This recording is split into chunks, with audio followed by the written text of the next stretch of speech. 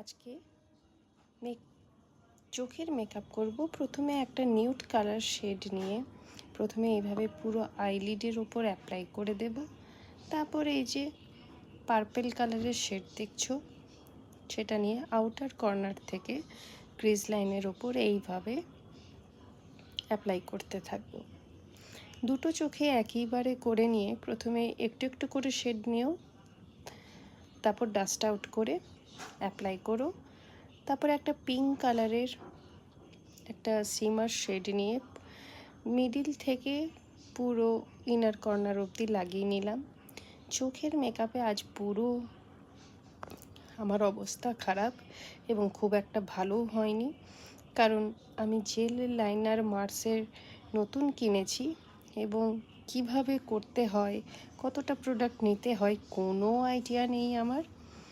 তো তবুও অল্প একটু করে করে নেওয়ারই চেষ্টা করছি।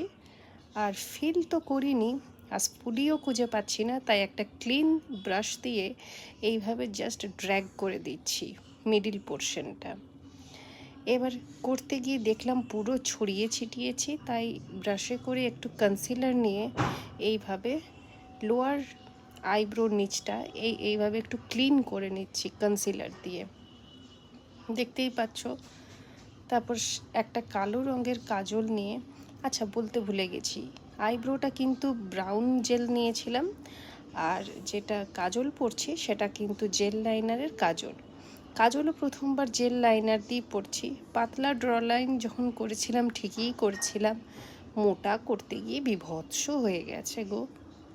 তো প্রথমবার ইউজ করছি, নেক্সট মেকআপে আশা করি এটাকে আমি ঠিক কারেকশন করে নিতে পারবো, কারণ যত প্র্যাকটিস করব আশা করি তত এটা আরও শার্পার হবে, আরও সুন্দর হবে।